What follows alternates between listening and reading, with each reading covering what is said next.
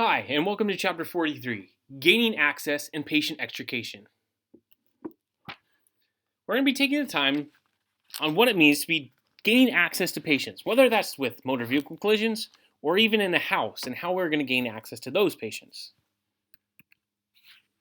If you're with me, go ahead and open your books to page 1282. You can go over the chapter objectives and review the key terms for that chapter.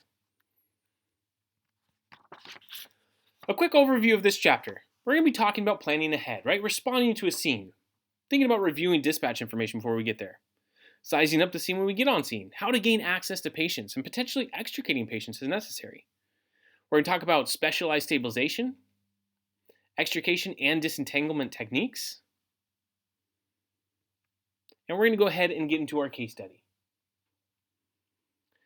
Our case study says EMTs Jay Gilmore and Lena Ward arrive at the scene of a reported single vehicle collision to find an SUV resting on the driver's side with a windshield against a large tree. Go ahead, pause the video, and answer the following questions so far about our case study.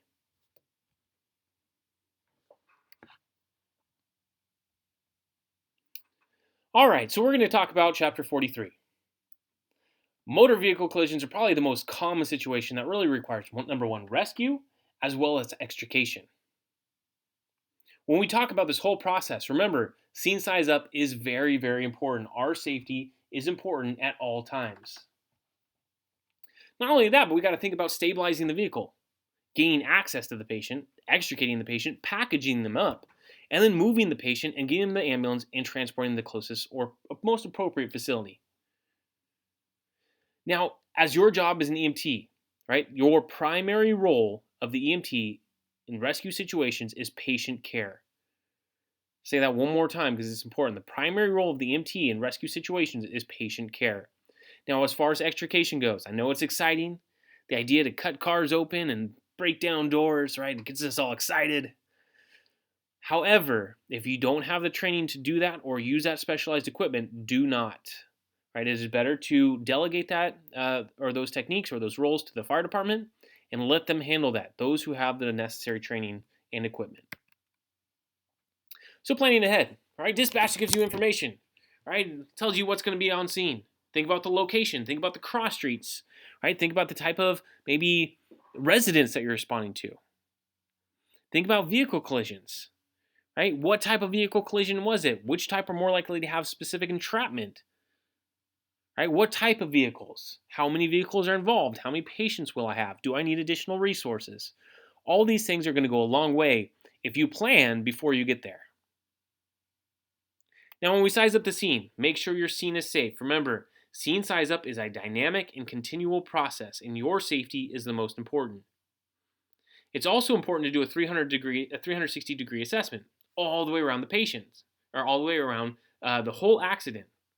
Looking at the scene from all directions, looking for any hazards, identifying any patients who maybe been entrapped or ejected from the vehicle or maybe hidden in bushes or trees or plants, and identifying the correct mechanism of injury.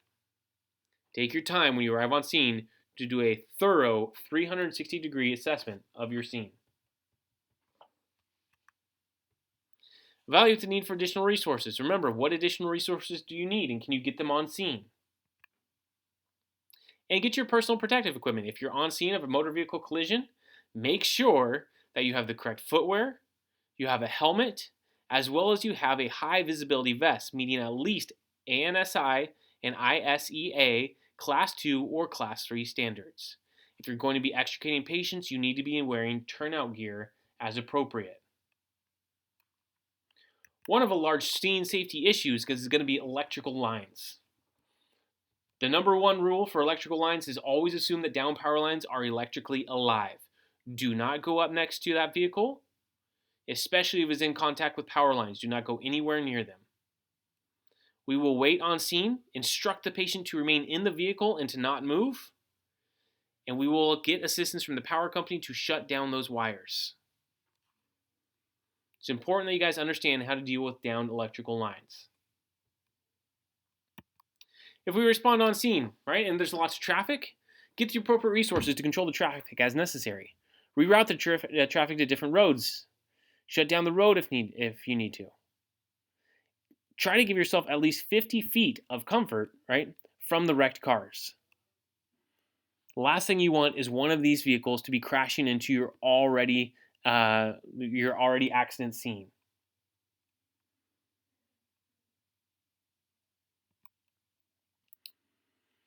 One of the best things you can do is you can use the first responding emergency vehicle to block access. You can also go ahead and put some flares or cones out to make sure that people know to divert themselves around the traffic or around the vehicles.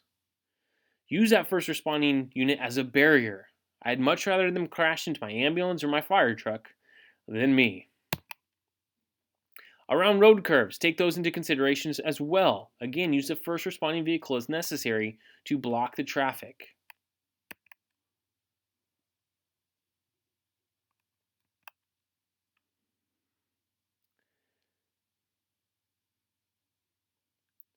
My specific favorite unit to use is the fire apparatus or the fire truck, right? The fire truck is so big and so large that we're always if we have the preference, I would rather use the fire truck to block the traffic than my ambulance. And that way I can access the rear doors of the ambulance so I can load patients in and out as necessary. Try to angle that away from traffic if possible. We don't want to be taking our gurney out or our equipment out into traffic. And the number one rule is never turn your back to traffic and always face the oncoming traffic. There are a couple different fuel vehicles out there now.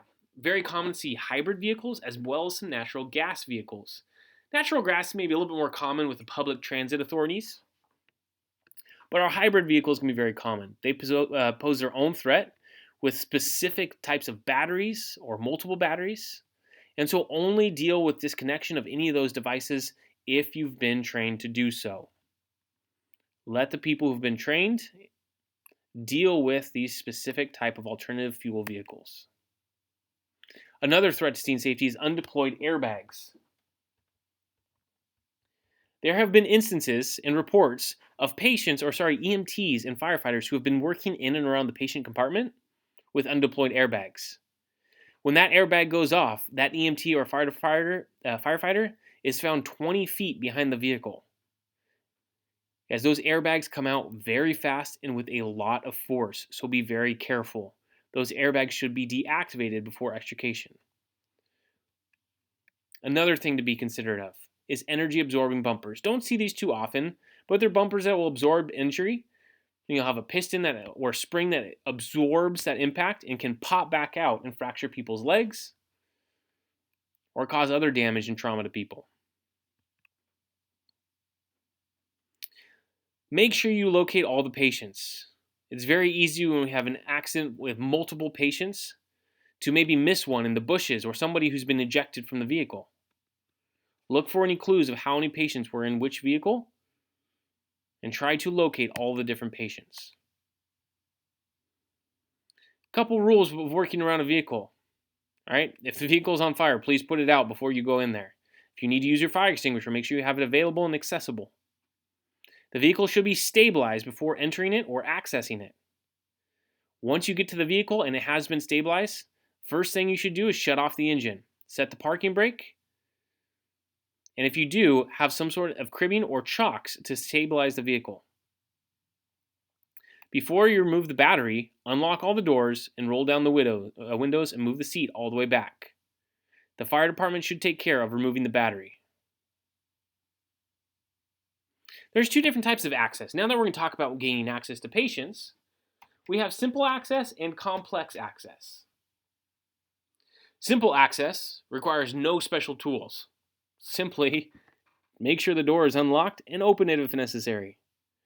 Complex might require different specialized tools, maybe the jaws of life or some hydraulic spreaders or other different tools that the fire department might carry. Remember that we don't just require access for automotive accidents, right? This can also be residential access. If you can, and you can't get inside the patient's house, first check all of the doors and windows. See if any of them are unlocked. If you can contact the patient, maybe he's fallen and he can't get up, but you can talk to him through a window.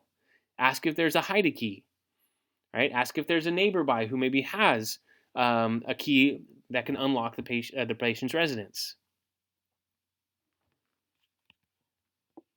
If forced entry is required, I recommend that a government agency, whether that's police or fire department, is responsible for it. They have the special tools, and they can handle it as necessary. Breaking a window is the easiest and most cost-effective way to gain access to a patient. Try not to break a window that's right next to your patient, so shattered glass doesn't end up all over your patient. Make sure you wear the appropriate gear.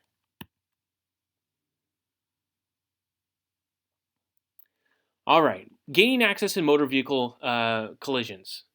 Remember, your main responsibility as an EMT is patient care. As you approach the vehicle and you've made sure the scene is safe, always approach from the front of the vehicle, so that way you minimize spinal injury and the patient doesn't have to turn their head. Simple access, try to see if any of the doors are unlocked before we do anything else.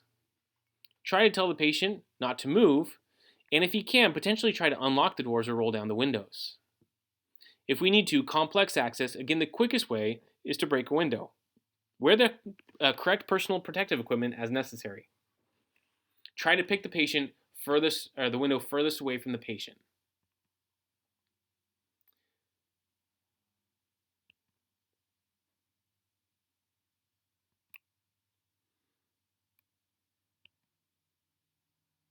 Go ahead and answer the following question.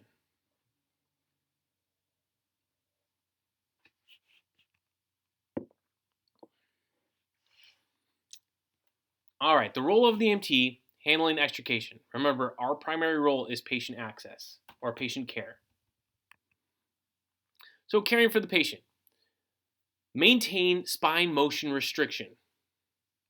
Refer to your trauma section in your book if you need help with that. Perform a primary assessment. Manage any immediate life threats. If necessary, and your patient does have life threats, use a controlled rapid extrication technique. Remove the patient from the vehicle. Use adequate personnel. And always choose the path of least resistance and the path that will be easiest for you to get the patient out of the vehicle. If you're going to stabilize this vehicle, make sure you use the specialized equipment necessary and you have the appropriate training. There's many different types of extrication tools and stabilization techniques. We'll review some of those later on in this chapter. For a vehicle upright, very simple to use step chocks or cribbing to immobilize the vehicle. The chocks can be pushed right underneath the vehicle, or you could even just simply remove the air from the tires. Here's an example of some step chocks. The vehicle is on its side. Don't enter the vehicle until it is stabilized. The fire department or the EMS can employ rescue struts to keep the vehicle from flipping over onto its roof or back onto its side. Make sure both sides of the vehicle are stabilized before entering the vehicle. If the vehicle is on its roof, do not enter the vehicle. The roof posts are not designed to support the weight of the vehicle, and you climbing in could end up as injury to yourself. The goal of extrication is not to remove the patient from the car, rather to remove the car from around the patient. You need to be careful because as we remove parts of the car, the distribution of the weight will change, making sure we need to continually to make sure that the vehicle is stabilized. The rescue equipment should only be used by specially trained personnel. As an EMT, your main job is patient care. So as we need to deal with extrication, one of your primary roles or responsibilities can be sit in the back of the car and maintain spinal motion restriction for your patients, while the fire department attempts rescue or extrication of the patient.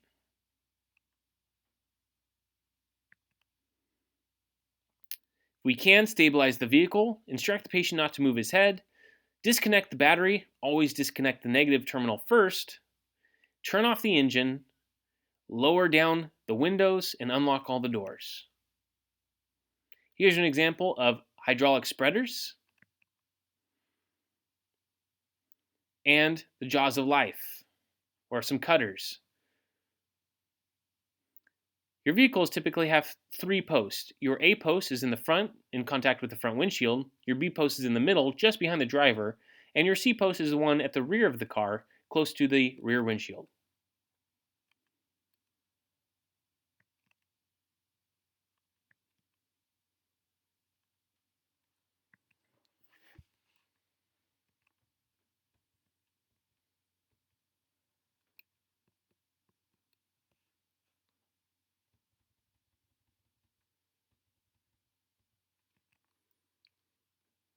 Beware of side impact or head protection airbags, especially when we're cutting some of the side posts. Remember, airbags can be deployed during extrication, which can cause serious injury to you or other rescuers and providers.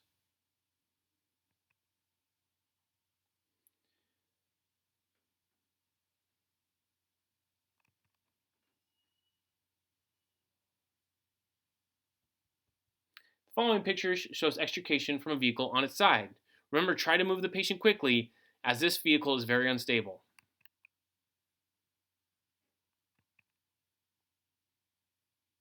Go ahead and take your time to review the case study conclusion.